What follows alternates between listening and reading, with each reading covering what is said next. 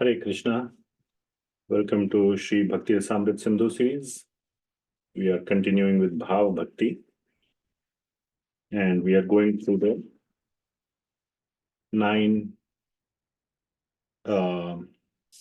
symptoms, the 9 real symptoms of a Bhava Bhakta. So we'll start with the Mangalacharan and then we will get started.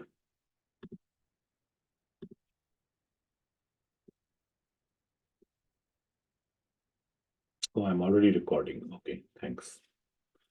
Om Ajnana-timirandhasya Jnananjana-shalakaya Chakshurunmilitam Yena Tasmai Shri Gurave Namaha Shri Chaitanya Manobhishtam Sthapitam Yena Bhutale Soyam Rupa Kada Mahyam Dadati Swapadantikam Vandeham Shri Guru Shri Yutah Padakamalam Shri Gurun Vaishnavamscha Shri Rupam Sagrajatam Sahagana Raghunathanvitam Tam Sajivam Sadvaitam Savadhutam Parijana Sahitam Krishna Chaitanya Devam Shri Radha Krishna Padan Sahagana Lalita Shri Vishakhanvitamscha Nama Om Vishnu Padaya Krishna Preshthaya Bhutale Srimati Bhakti Vedanta Swami Niti Namine Namaste Saraswati Devi Gauravani Pracharine Nirvishesha Shunyavadi Paschatya Deshatarine He Krishna Karuna Sindho Deenabandho Jagatpate Gopesha Gopika Kanta Radha Kanta Namostute Tapta Kanchana Gaurangi Radhe Vrindavaneshwari Vrishabhanu Sute Devi Pranamami Hari Priye Vanchakalpatarubhyascha Kripa Sindhubhya Evacha Patitanam Pavanebhyo Vaishnavebhyo Namo Namaha Jai Shri Krishna Chaitanya Prabhu Nityananda Shri Advaita Gadadhara Shri Vasadi Gaur Bhakta Vrinda Hare Krishna, Krishna Krishna, Hare Hare, Hare Ram, Ram Ram, Hare Hare. Jagat Guru Srila Prabhupada ki jai. Okay, I will share the screen and we can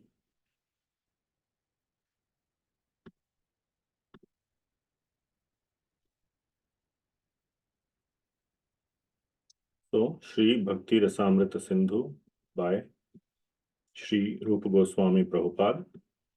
English summary study Nectar of Devotion by His Divine Grace Abhay Charanaravind Bhaktivedanta Swami Srila Prabhupada. Srila Prabhupada ki jai.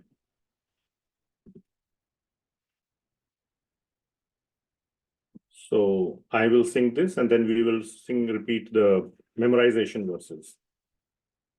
Krishna Kirtana Gana Nartana Paro Premamritambo Nidhi Dhira Dhira Jana Priyo Priyakaro Nirmatsaro Pujito Shri Chaitanya Kripa Bhavo Bhuvi Bhuvo Bhāra-vahantarako Vande Rupa Sanatano Raghujugo Shri Jiva Gopalako Nana Shastra Vicharanaika Nipuno Sadharma Samsthapako Lokanam Hitakarino Tribhuvane Manyo Sharanyakaro Radha Krishna Padarvinda Bhajana Nandena Mattaliko Vande Rupa Sanatana Raghujugo Shri Jiva Gopalako. Okay, the memorization verses we can lead follow. If you would like, you can unmute. Anya Bhilashita Shunyam Jnana Karmadhyanavritam Anukulyena Krishnanu Sheelanam Bhaktiruttama Sarvopādhi Vinirmuktam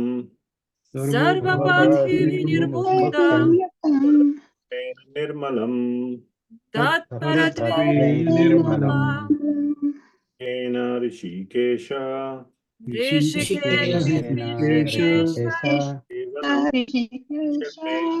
Sevanam bhaktiruchyate. अतः Krishna नामादि Krishna namadi न भवेद्ग्राह्यमिन्द्रियै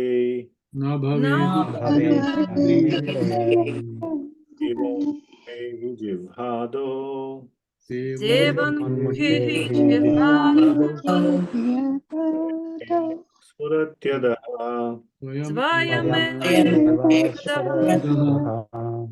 आसक्तस्य विषयान् यथार्हमुपयुञ्जतः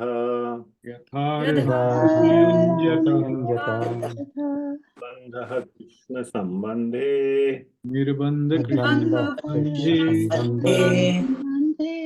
वैराग्यमुच्यते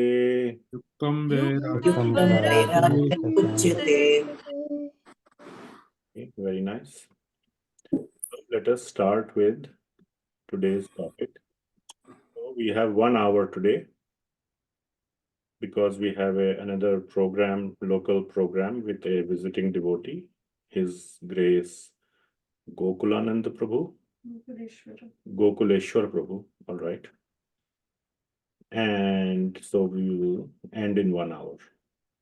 And those who want to attend the program locally, I think you have the information and you can join at 5:30, 5:30 Pacific time. Okay, so we will end much before that, giving enough time to join that program. And I will myself be going there. Okay, so we are on the 5th symptom of Bhava Bhakti. We covered 4. So what are the 4 that we covered? We covered Kshanti, which is tolerance. Then Avyartha Kalatvam, which is not wasting time. Then Virakti or detachment from material objects or material sense objects. And 4th one we covered is Man Shunyata. So now we will go to the 5th one. We are going through these in detail. And in addition, so one general thing about all of these 9 are that these are the symptoms of Bhava Bhakti. So very advanced Bhava Bhaktas are those who have attained the sadhya, what is to be attained, sadhya, through their sadhana or through kripa that we had discussed in the first portion of this Bhava Bhakti chapter. But mostly 99% through. Oh, we do not see any sharing. Sorry, thanks for reminding. Very good. Now you can see. Yeah, sometimes I forget to share the screen. All right. So, what was I saying? Yeah, so these are the symptoms of a very elevated devotee who has already reached the stage of bhava. That means Krishna prema is begun to sprout in his heart. So it is no ordinary feat. Okay. And therefore, these symptoms also have a very high standard. However, in our discussion, since we are not at a stage of bhava bhakti, some of you may be, but not many. The practical applicability of the study of these symptoms at our level of sadhana bhakti, we are all sadhakas, we are trying to make progress. How it practically applies, we will also discuss. We have been discussing and we will continue to discuss, okay? Otherwise, it becomes a theoretical concept or, just kind of a vision of the future in future lifetime or in this lifetime if one attains the stage of Bhava Bhakti. But it will be practically applicable even at the sadhana stage. We will discuss those points. All right. So the next one is Asha Bandha. I like this very much. So Asha Bandha, great hope and confidence. So this is something, so if you see the Sanskrit in the 34th verse, Sri Rupa Goswami is describing the Sanskrit or an expansion of this Asha Bandha. Asha Bandho Bhagavatha Prapti Sambhavana Dridha. So the Sambhavana word means possibility. But that possibility is dridha, is firm.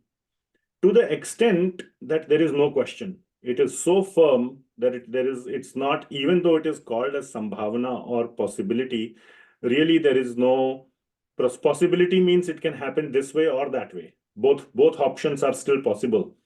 Means it may happen, it may not happen. But Asha Bandha really means that he is sure that it will happen. So feeling the firm possibility, sambhavana dridha, of Bhagavat Prapti, sambhavana or possibility of what? Of attaining the Lord. That one day I will attain or receive the Lord. But really, if you go into the commentary and the next verse that we will see, it's a beautiful verse composed by Sri Sanatan Goswami himself, brother of Sri Rupa Goswami, that it is the receiving the mercy of the Lord. And by the mercy of the Lord, one receives the Lord. So first one receives the mercy and then one receives, and one is fully confident that this is bound to happen. There is no doubt that this will happen. So that is the main thing. And the focus will be on the word doubt, that there is no doubt. One is fully confident, I am on the right path. One day or the other, it will yield the result. It's not a matter of if, it's a matter of when. Okay, so we will see that. So Asha Bandha, or great hope, and he starts with by saying that this is, Sri Rupa Goswami says that this is a composition by Srila Prabhupada. Okay, Srila Prabhupada means Sri Rupa Goswami is Prabhupada. So this Prabhupada term is a common term. Of course, we say Prabhupada and we mean His Divine Grace, Abhay Charnaravind Bhakti Vedanta Swami Prabhupada. But for Sri Rupa Goswami also used to call his elder brother Sri Sanatan Goswami as Prabhupada. So Prabhupada means one who is the follower of Prabhu, of the Lord Sri Krishna. So one who is a true, genuine follower of Sri Krishna. So Sri Sanatan Goswami fits that description, and our Sri, or His Divine Grace, Abhay Charnaravind Bhaktivedanta Swami also fits that description. Okay, so this is a very nice verse in the meter, Shardula Vikriditam. So I will try to sing and you can relish, and then we will have one of you read the translation. So how it will go? Na prema shravanadi bhaktirapi va yogothava vaishnavo jnanam va shubha karma va kiyadaho sajjatirapyasti va hinarthadhika sadhake tvai tatha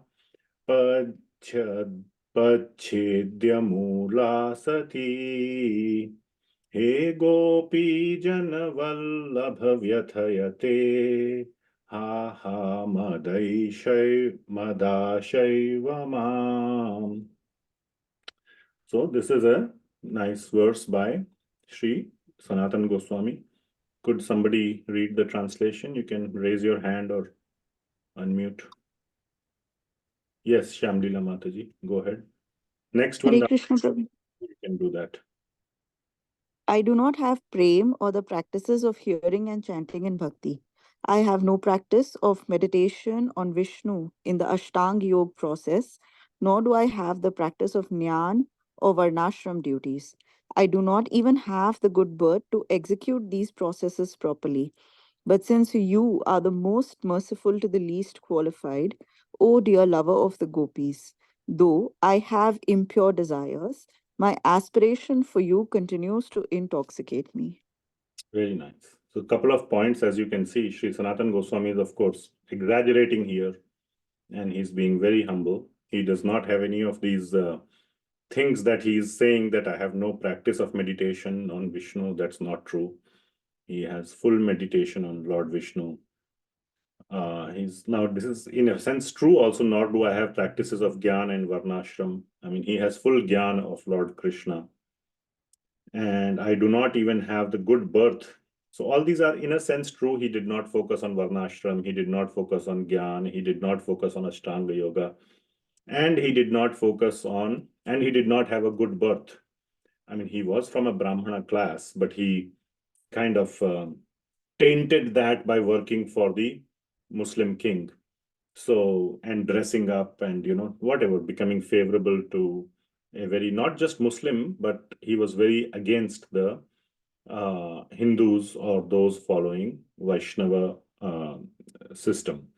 So, or the Vaishnavas. So he was working for that kind of a king, and therefore he was tainted, and he kind of thought that I have dropped or fallen down from my Brahman status.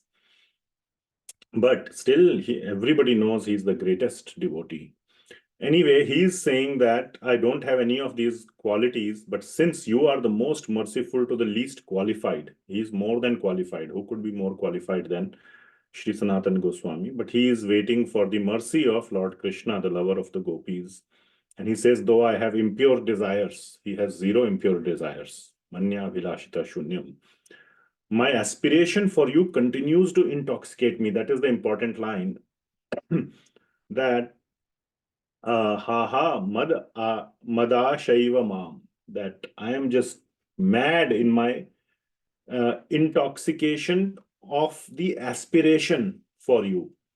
That I know, I mean, he's not saying I know that your mercy will come. He's saying that the sense that is being conveyed is that he's sure that the mercy will come, and he's just intoxicated.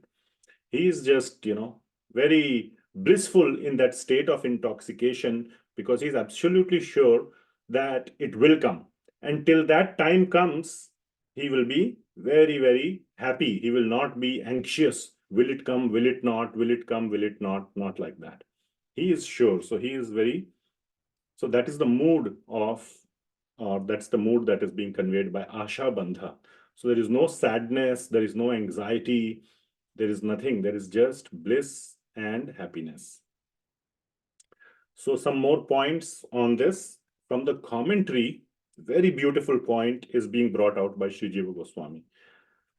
So Jiva Goswami is the nephew of Sri Sanatana Goswami, and he's an equally wonderful, great Acharya. And please see what he says. He says that the mood, please pay attention, okay? It's just a mood or a relishment aspect, okay? Aswadam. So let's do aswada, relishment, or of the nectar of Sri Jiva Goswami.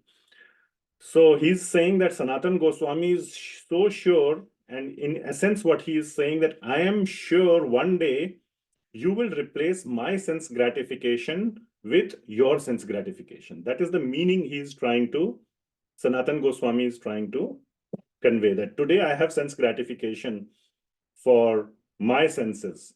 My dear Krishna, one day you will replace my sense gratification with your sense gratification. And what is your sense gratification? Krishna's sense gratification happens when he awards Krishna Prema. So he's saying that one day you will award me Krishna Prema, which means that you will gratify your senses. Krishna becomes happy when he awards Krishna Prema to his pure devotee. So he's saying one day you will award me Krishna Prema, which means you will gratify your senses, and that will replace my sense gratification for worldly objects, which he has none, but he is still saying that. All right. So very nice point was made. Another very nice story I connected with this topic is the story of Narada Muni and a devotee cobbler. So one time Narada Muni appeared in front of a devotee cobbler. He was a great devotee at a bhava level. Because you don't have to be a sannyasi or anywhere. Even a cobbler can be a bhava-bhakta. So since Narada Muni appeared, the devotee asked, when do you think I will see the Lord? Which means, when do you think I will, get Krishna, obtain Krishna? Not liberation, but Krishna. Narada Muni said, let me check my, my books. And whatever, he checked his books or whatever, made a transcendental phone call to the Lord. And he said, you will take 1,000 lifetimes. And the cobbler became so happy. Says, wow, that's nothing. So the point is that the cobbler thought, now it's like, I have lived millions of lifetimes. What is 1,000 lifetimes? That is one point. But the point is that 1,000 lifetimes of relishment. So now I can just wait, that happily wait, not wait in suffering, but happily wait throughout these 1,000 lifetimes, because then I know now you have said it will happen.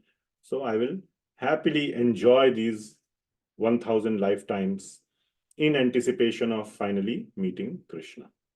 So that is the sense that is being conveyed. Asha bandha. All right. Next. Okay, so let's move fast. Next comes, what's going on? Okay. Samutkaṇṭhā. Okay, samutkaṇṭhā. So I will explain the meaning of this word. But it says samutkaṇṭhā nijabhīṣṭha labhāya guru lubdhata. So what it means is that a samutkaṇṭhā is extreme eagerness or longing for achieving what? The desired success. What is the desired success? Krishna prema. So extreme eagerness or longing. And it's not like, again, that it is whether it will happen or not. And I will give a small example of it to clarify. So it's a very important point. And please try to understand carefully. And all these things are showing the symptoms of a bhāva-bhakta. So we can also somehow try to appreciate how the bhāva-bhakta, the kind of the qualities of a bhāva-bhakta. So samutkaṇṭhā means eagerness. So I have shown this picture, or it took me a long time actually to find this picture. Again, it's not again a perfect picture, but kantha means what? What is kantha? Makarand Prabhu, you know Hindi. Neck. Neck, right? Utkantha means what? Raised neck, like this, utkantha. And samutkaṇṭhā means very, very raised, right? So very raised neck. And so what happens, like, when you are seeing someone, waiting for someone to come, you look at like this, to them, when they will come, you're like, trying to raise your neck and trying to see as far out as possible, right? So that is the picture I tried to find. And, though this person's neck is not very raised, but you can assume it is raised. But this person looks like eagerly waiting for someone to arrive, right? So that is the meaning of samutkaṇṭhā, very, very raised neck. And for what? Eagerness or longing for Krishna and Krishna prema. And there is a lobha, there is a greed for it. There is like, I really, really want it. And, that is the only thing that will satisfy me. Nothing else will be there which will satisfy me. So this is I haven't put the Sanskrit. It's a very beautiful verse, but in interest of time, we'll just read the translation. So Damodar Krishna Prabhu, can you please read? This is from Sri Krishna Karnamrit by Sri Bilva Mangal Thakur. Bilva Mangal Thakur is a great devotee of Lord Krishna. And he has this Krishna Karnamrit is a beautiful composition of glorification of Lord Sri Krishna. So now there's a very important point in samutkaṇṭhā, which will be conveyed. So please focus on the translation, and we will pick out some very sweet points from the translation. Damodar Krishna Prabhu, please. Yes, Prabhu. I long to see that young Krishna who enchants the universe with his curved black eyebrows, thick eyelashes, and his attractive shifty eyes, with his soft words that melt the heart, with his sweet red lips, and with the intoxicating sound emanating from the clear notes of his flute. All right. So you will see many such descriptions of Lord Krishna or various things in various verses that are composed by these great devotees. These are compositions of like pure devotees like Sri Bilva Mangal Thakur or even Sri Rupa Goswami and so many others, right? Krishna Das Kaviraj Goswami, etc. So I explained the meaning of utkantha or samutkaṇṭhā, raised neck. But the thing is this, as you can see here, there are a lot of details. So the waiting, I long to see.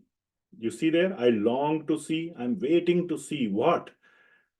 And when will it happen? Like I'm longing, when will it happen? So it is, the waiting is for the time and to see what details I will get. You know? So it's like that. It's not regarding whether Krishna will come or not. That is not in question. Now the question is, when he comes, what will be his dress? How will be his lips? What words he will say? All those, what smell or what fragrance he will put on that day, which color of whatever ornaments he will wear. It's all about the details. That is what one is looking out for. Because you can ask, if one is so sure that he will come, why you are waiting like this? Like in some Indian movies, you know, whether my lover will come, like the girl is waiting or the boy is waiting, whether she will come or not. And therefore she is looking like this. That is not the mood here. Mood is, he will come, Krishna will come, only like whether he will wear this dress or that dress or that or that or that and all those things. Right? So that is the mood here. So not out of doubt, one is sure. So it is kind of in that sense similar to Asha Bandha, not the if, but when and what. And in very blissful, enthusiastic, one is constantly thinking about that. What will he, maybe he will wear a red dress or a blue dress or this or that, you know, constantly one is. And I will share a personal example about this from my life. And the point is that one is sure that it will happen. So in our case, practical case for sadhakas, we can take away that I'm sure I'm on the right path. Even one is at the sadhan bhakti stage, one needs to be sure, as long as one is following the instructions, the recipe of Sri Rupa Goswami, one has to be completely confident that I am on the right path. This path will lead me to the desired success. One has to have that confidence. You are not on the wrong path. If you go out in the marketplace of spiritualists, you will find many, many offerings. This path, that path, that path, that path. I don't know about other paths. Many of them may be valid as well, but this one is definitely a valid one. So instead of shopping around or wasting your time in evaluating, hopefully all of you have done your evaluation and are now fixed on this path. Close your eyes and follow it sincerely. It will lead you to that is the confidence, and you can just happily follow the path with this samutkaṇṭhā feeling. When will I see Krishna? So just a small material example, which I thought fits very well in this scenario. When I was 8 or 9 years old, and you can imagine small child, 8 or 9, and that was me. And I still remember very, nicely all the thoughts in my mind. So first time, or probably the only time, no, my dad went 2 times.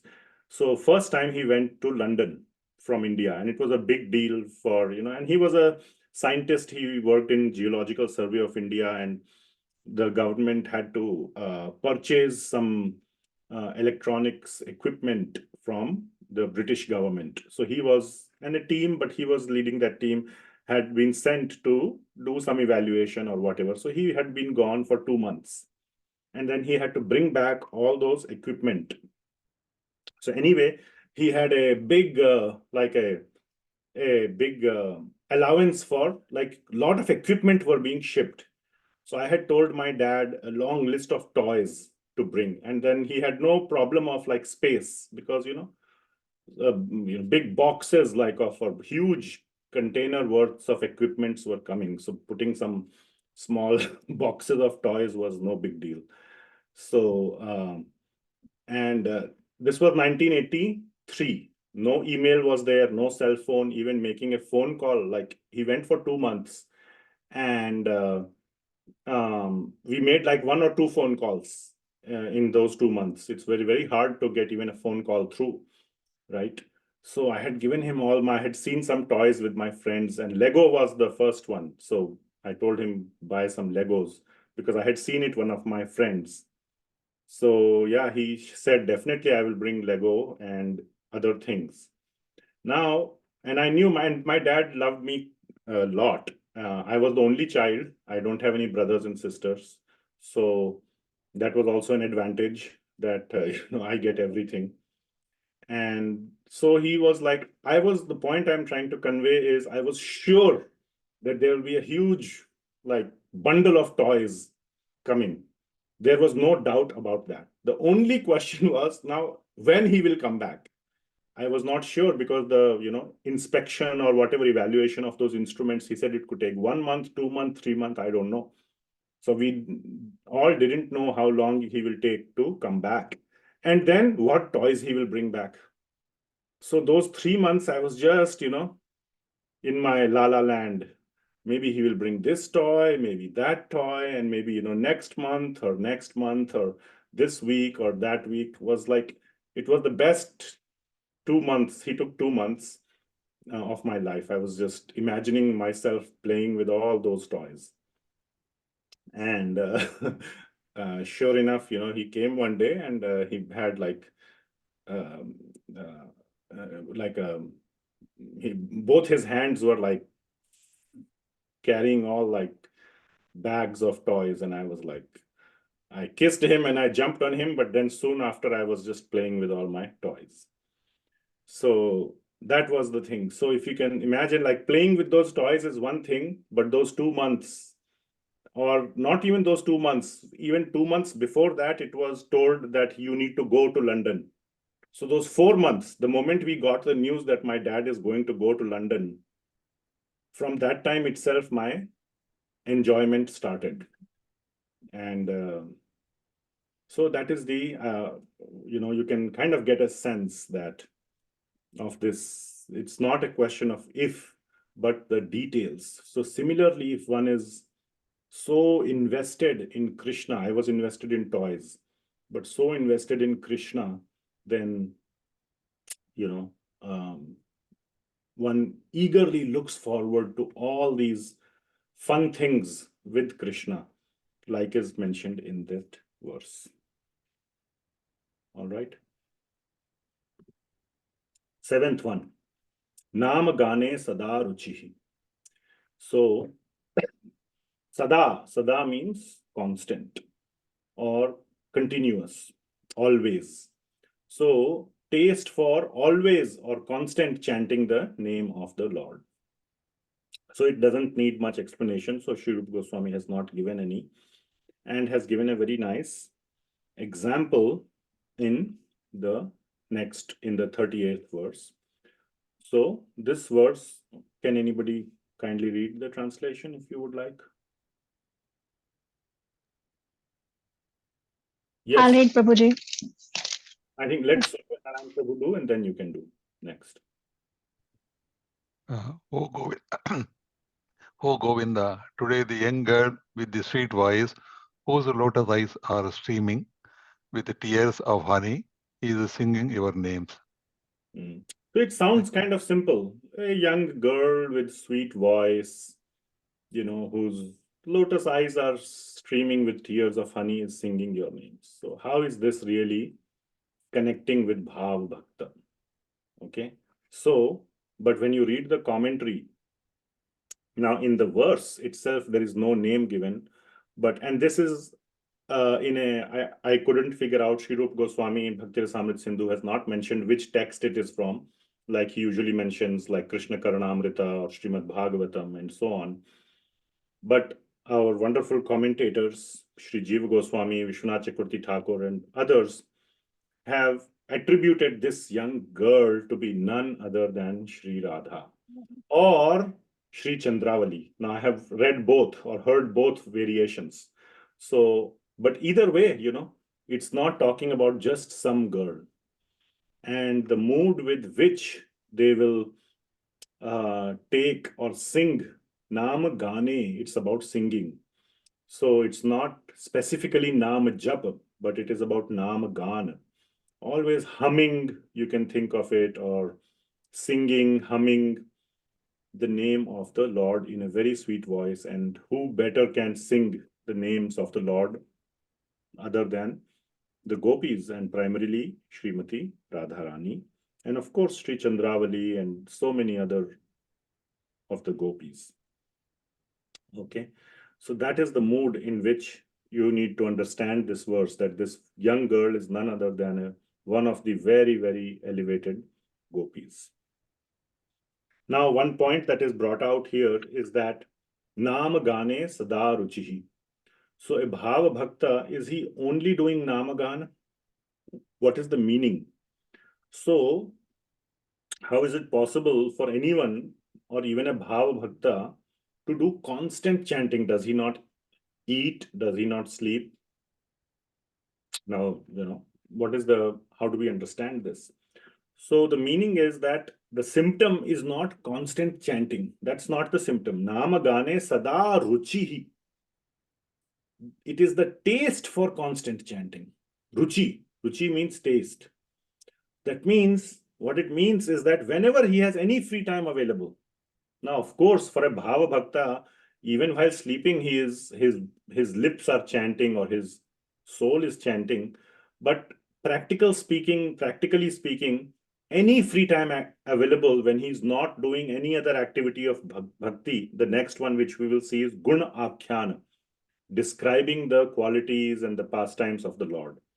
Then nāma gāna starts. So he is like, he or she, I have used many times he. Please don't think I'm a, like a gender, whatever, biased or anything, but it is by upalakshana, he means she also. Please, I don't want to unnecessarily overcomplicate the slides to be politically correct. Okay. So such a bhava bhakta, starts the nāma gāna. And whenever any free time, or even while cooking, or even while eating, or if he's giving a class, or if he's talking to someone, or if he's talking to his guru, or some other thing, if he's doing some, Gayatri mantra, etc., then of course his mind is focused on that, not on nāma gāna. Okay, so that's how it is to be understood.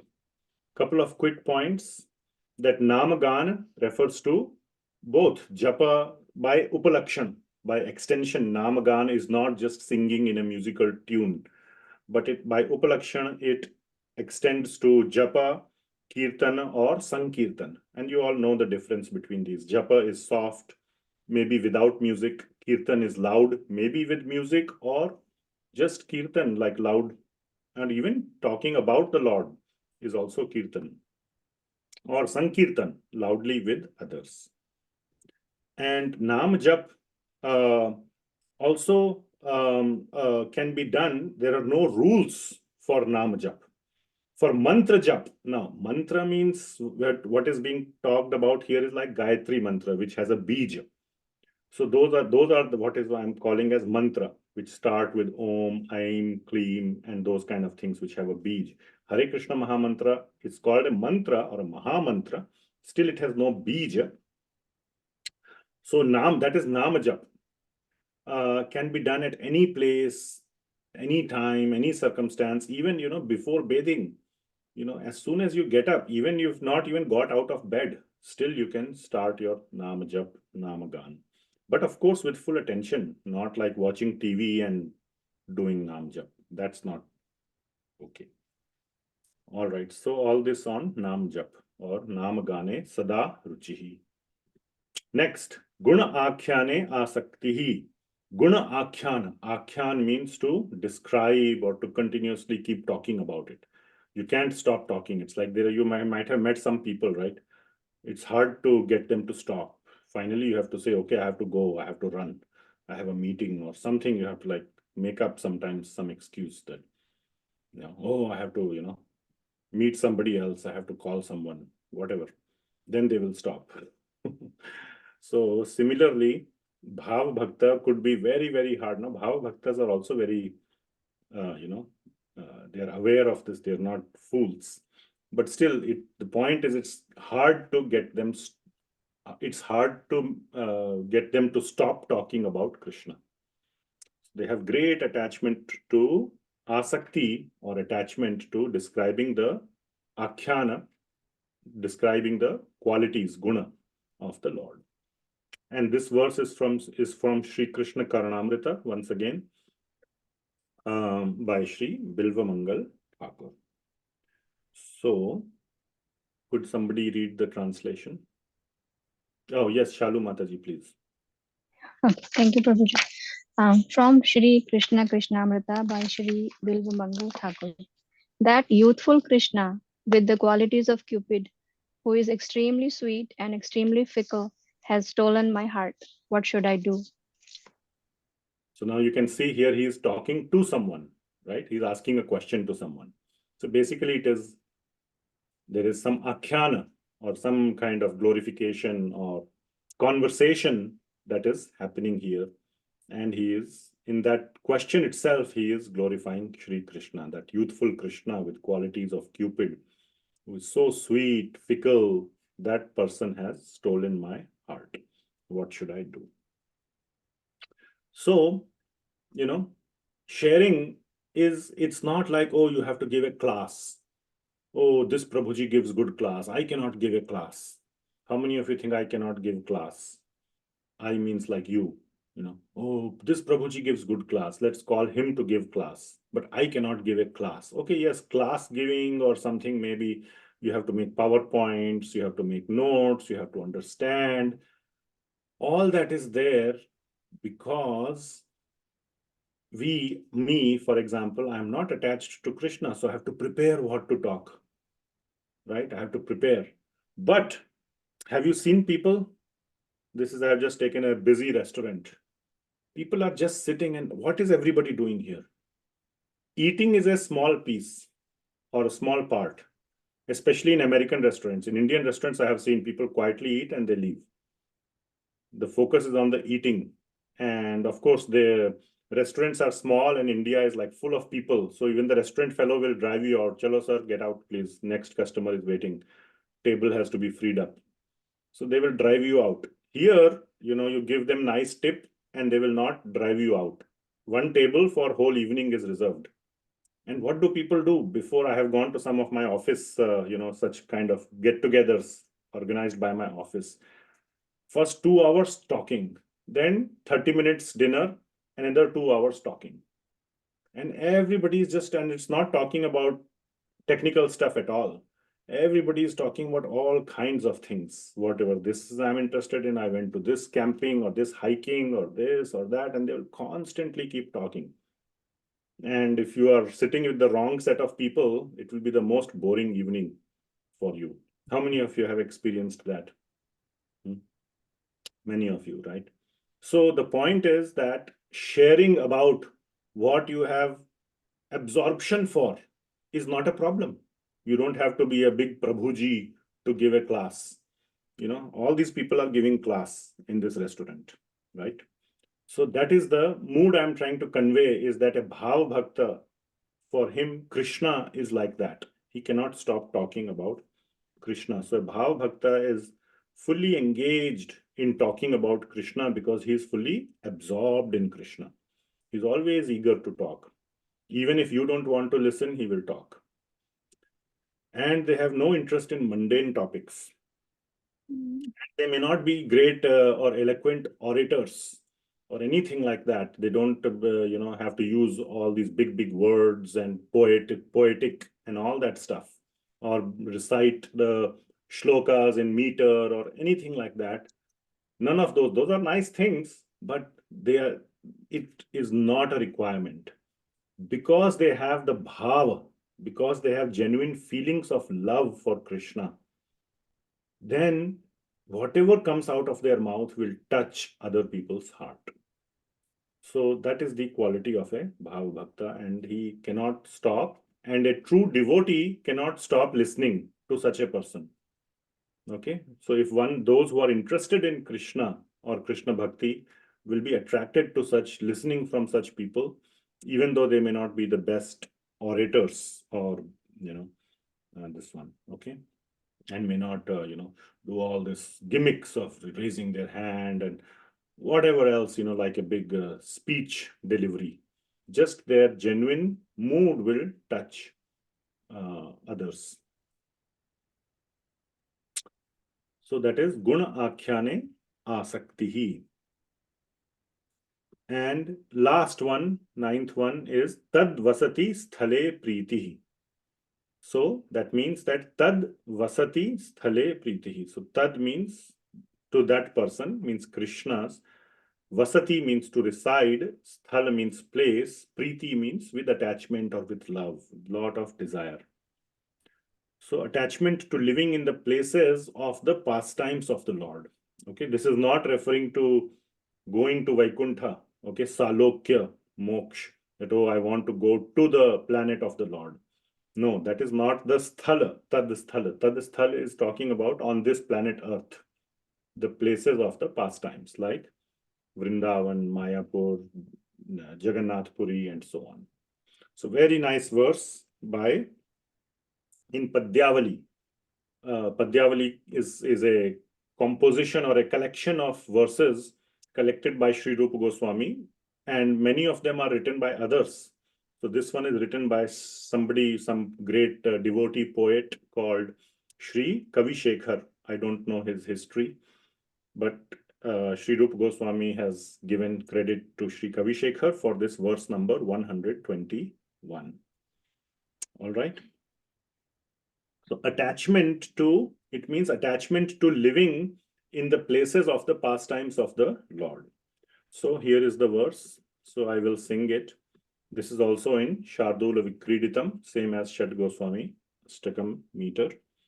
So I will sing this verse and one of you can read the translation later. Okay. How it will go? Rasit kila nanda sadma shakatas yatra bhavad bhanjanam bandhaḥ karopi dāma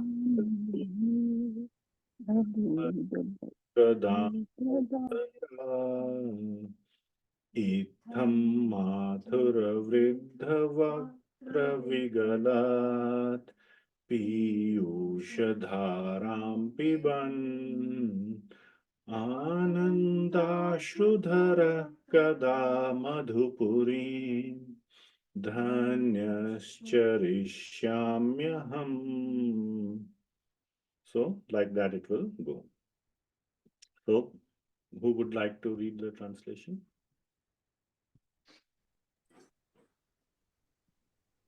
Hare Krishna, Prabhuji. Hare Krishna. Okay, Renuka Mataji, you go, and then Kalptaru Mataji late for next one. Nanda's house was here. This is where Krishna broke the cart. Here is where Damodara, who cuts material bondage, was tied up by ropes. When will I be fortunate enough to wander about in Mathura with tears streaming from my eyes, drinking such stream of nectar flowing from the mouth of an elder of Mathura?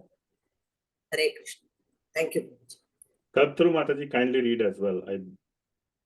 Again. Sure, Prabhu. Hare Krishna. Nanda's house was here. Yeah.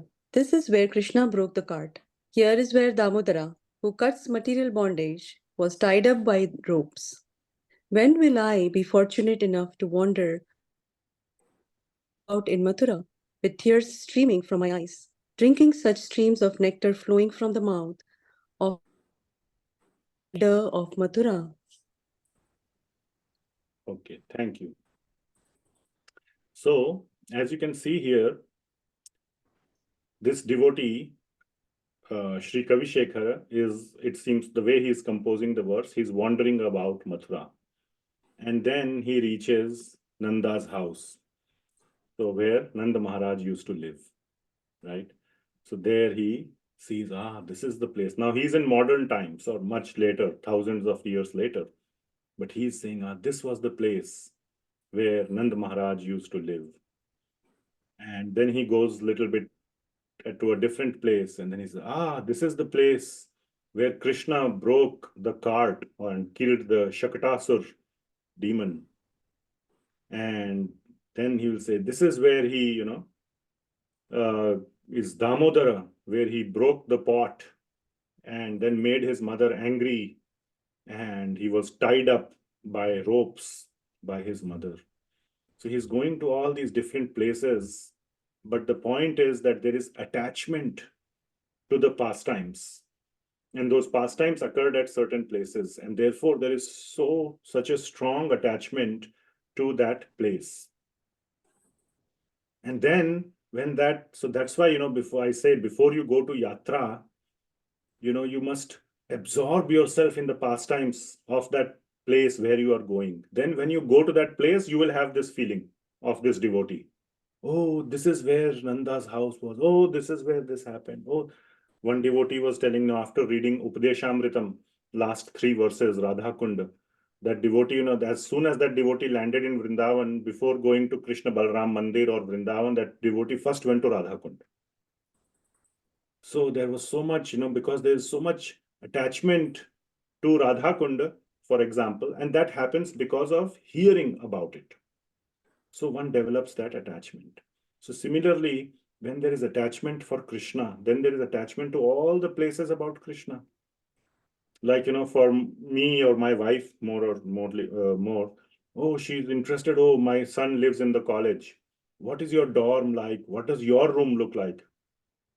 So then he was saying, oh, you have seen the other rooms, they're all the same. No, I want to see your room. It's no different than any other room, honestly.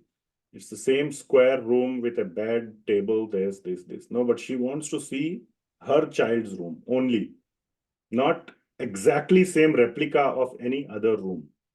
So that comes because of the love. It's not about the room. The room has a connection to the person you love, right?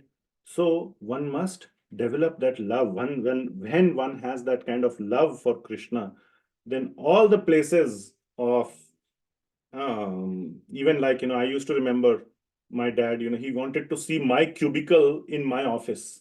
Every cubicle looks the same. Gray walls, one table with a desktop or whatever. There is nothing in a cubicle. But he wanted to see my cubicle. Nice, very nice cubicle. It's a small 6x6 cubicle. So that is the point. So one has this eagerness to visit these places, to see these places. And another important point is mentioned here. Mathura is mentioned here, and Madhupuri, the technical name for Madhupuri is Mathura. But our acharyas say that by Upalakshana, Mathura or Madhupuri is actually indicating Vraja.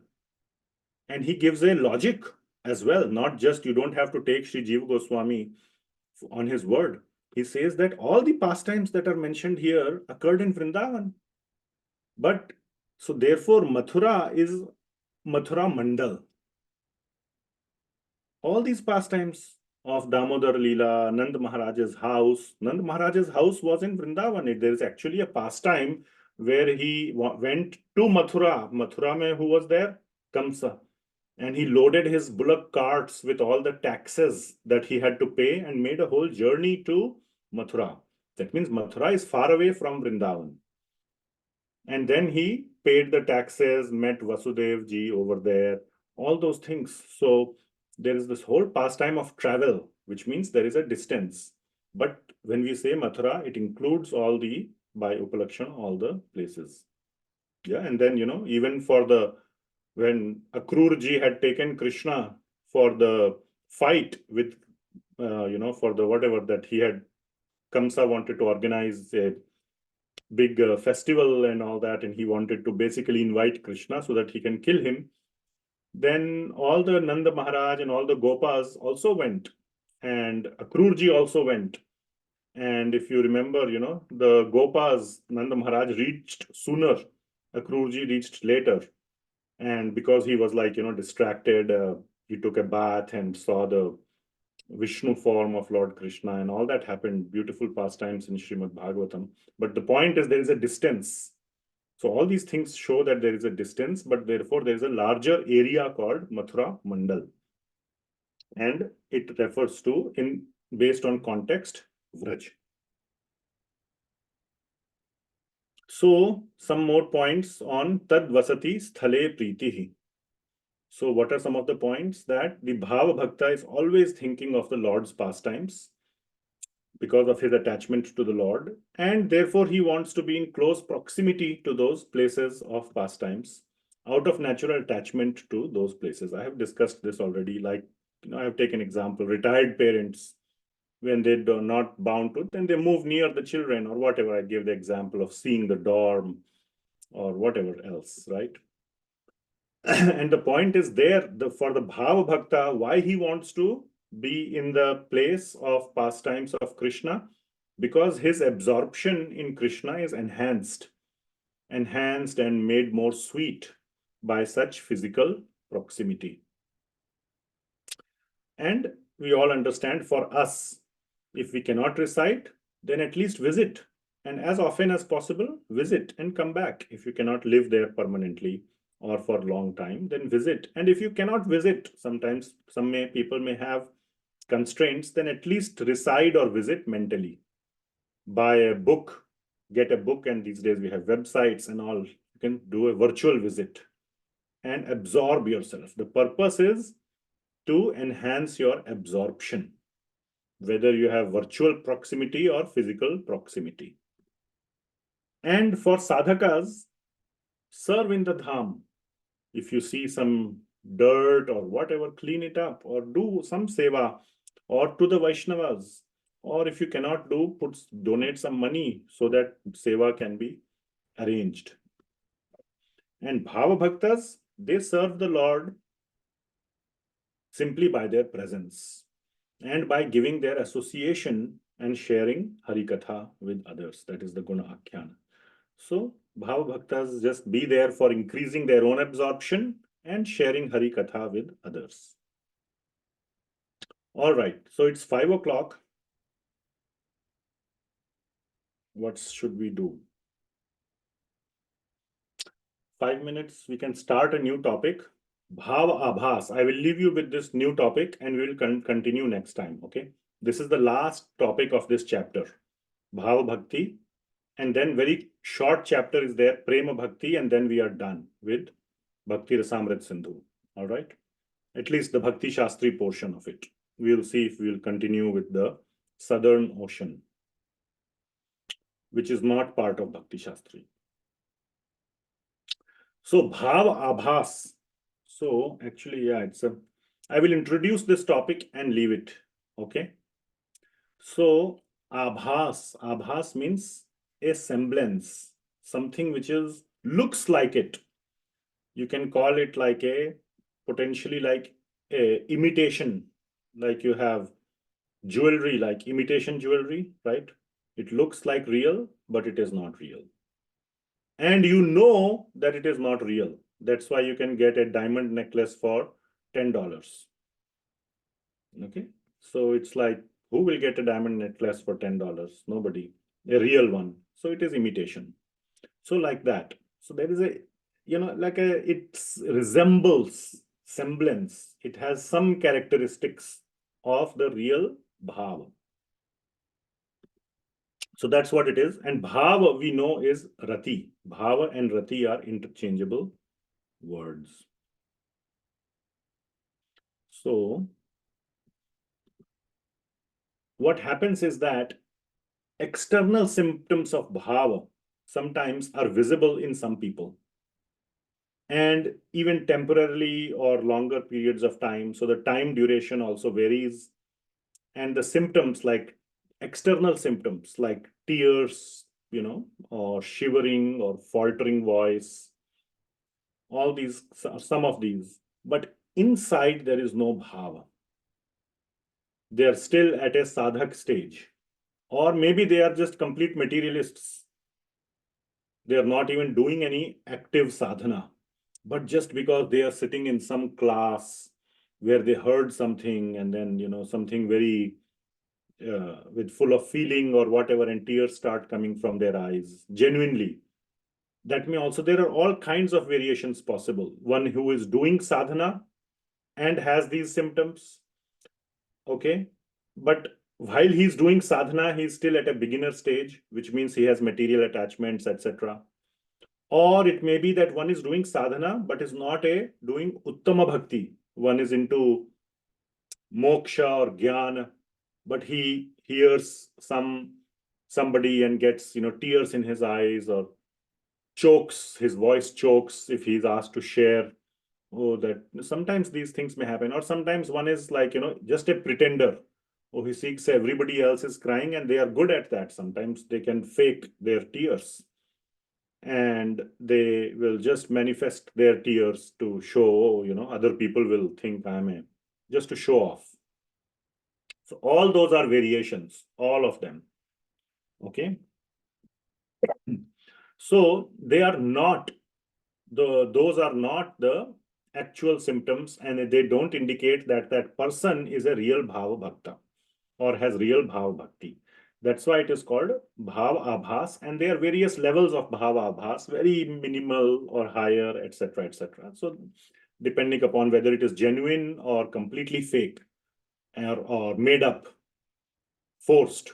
Sometimes it is genuine, but it goes away soon. The moment you are out of that situation, it goes away. So it happened naturally, but it went away. Like that also, or when it is so many possibilities. So what is the essential characteristic of bhava? Who can tell? The main characteristic we had discussed. Anybody remembers?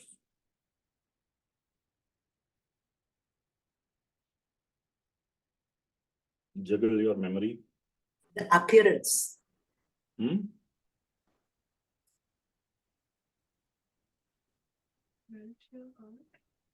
So the essential characteristic of bhava bhakti is Shuddha Sattva Visheshatma. Okay, that the only thing that is present front and center is Shuddha Sattva, which means it is purely spiritual. And the other thing is it must also align with Anya Abhilashita Shunyam. That applies to all the stages of bhakti, sadhana bhakti, bhava bhakti, and prema bhakti. So that's the overall definition of Uttama Bhakti. So Uttama Bhakti, Anya Abhilashita Shunyam. No other desires other than Krishna Anushilanam. Anukulyena Krishna Anushilanam. That is, must hold as well. And of course, it is included Jnana, Karma, Adi, Anavritam. So not even those. So three things are excluded: Jnana, Karma, and everything else, which makes it not only three, but everything material. Jnana, Karma also includes any desire for liberation. And Anukulyena Krishna Anushilanam. So that also has to be there. And at Bhava Bhakti stage, it becomes completely spiritual. So what it means is that what is also spiritual? Mukti or moksha, desire for mukti or moksha is also spiritual. You can say, or mukti and moksha are spiritual, but the desire of that is problematic. So not even the slightest tinge of desire for mukti or moksha exists in such a person. Okay. So now when do we, in a bhava bhakta, now we talk about non-bhava bhakta. So for bhava bhakta, Shri Jiva Goswami says that the desire for something, okay, you have a desire for something.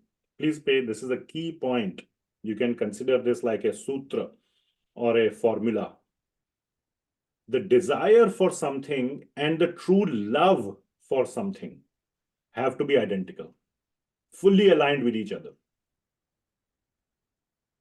Okay, so many people say, I love Krishna, I have great love for Krishna, and I desire moksha. Now you can see the difference, subtle difference. You love Krishna, they will say, but I desire moksha. That is misaligned. And that is not a symptom of bhava bhakti.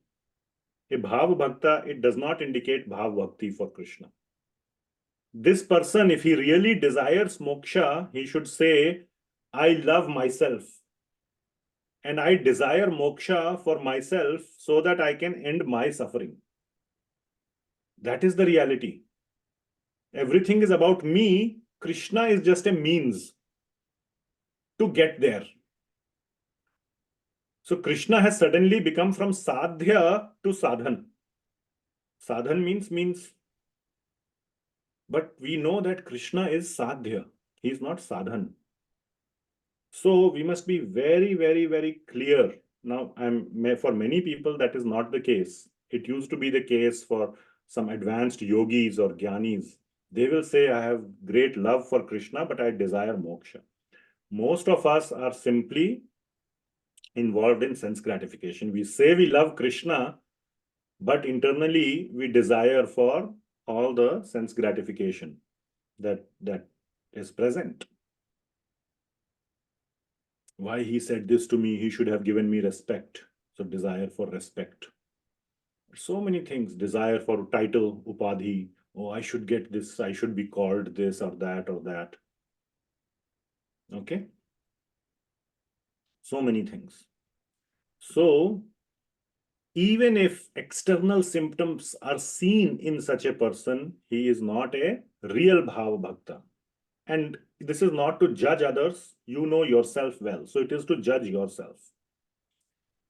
And also, many times one sees these symptoms, then one can think, am I at bhava stage? So Sri Rupa Goswami has dedicated this whole section to say that there is something called bhava-ābhāsa. You can have those symptoms, but it doesn't mean you are at the bhava stage. Okay, so he has created this whole category called bhava-ābhāsa and put it front and center so that we are not confused. Am I a bhava bhakta? No. You're not a bhava bhakta without all these real characteristics. Maybe you have bhava-ābhāsa. And that's what we are studying, what is bhava-ābhāsa. And of course, there are some people, like I said, they're outright materialists and they know it and they are just imitators. Okay, so last point here, for a bhava bhakta, the only desire is to love Krishna. That's the only desire, and to always think of making Krishna happy. So the desire and love is aligned. That is the characteristic, that is Uttama Bhakti. So then that satisfies the definition of Uttama Bhakti. And when one is truly rid of all material desires, when one comes to the stage of Shuddha Sattva Visheshatma, that is called Bhava Bhakti stage. So I have given a sense of, I have some more slides here, but we will cover this next time. So I have introduced the topic of bhāva-ābhāsa, or the semblance of bhava. So one may have the basic point, if you want to understand from this discussion, is we all have, I have also had, sometimes I listen to some very sweet classes by Srila Prabhupada or by other devotees, and tears come in my eyes. Sometimes when I am speaking Krishna Katha, I give all these classes, I'm talking about some very sweet topic and my voice chokes. So it has happened. So all that is bhava-ābhāsa. That is not, doesn't mean bhava bhakta. Okay, those are the internal symptoms, external symptoms, but the internal symptoms are the real ones, the 9 that we went through. And these external symptoms, then there's a whole analysis. So it is good that these external symptoms appear genuinely. If they appear genuinely, it means your heart is becoming softer. So it's a good thing if it is happening, but don't think too much about it. Don't think too much of yourself. That is the main point. Okay. Any questions?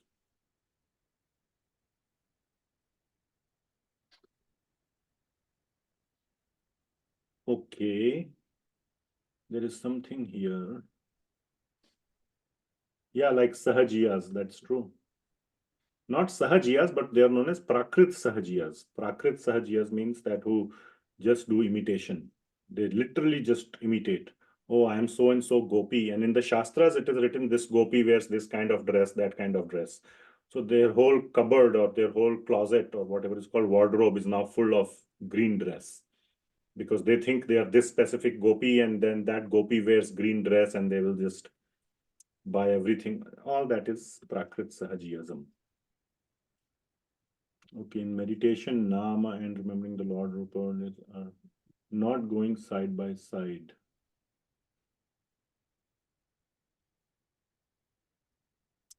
But good thing is thoughts are almost controlled. Okay, then one question is, why is Krishna called fickle?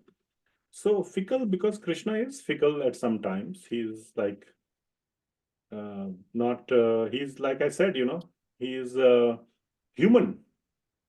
So, and the pure devotees love the human Krishna. So please go back to that discussion of having the love for the great God or for the not so great God. So that whole discussion, please remind yourself, and if not, then go and see the recording.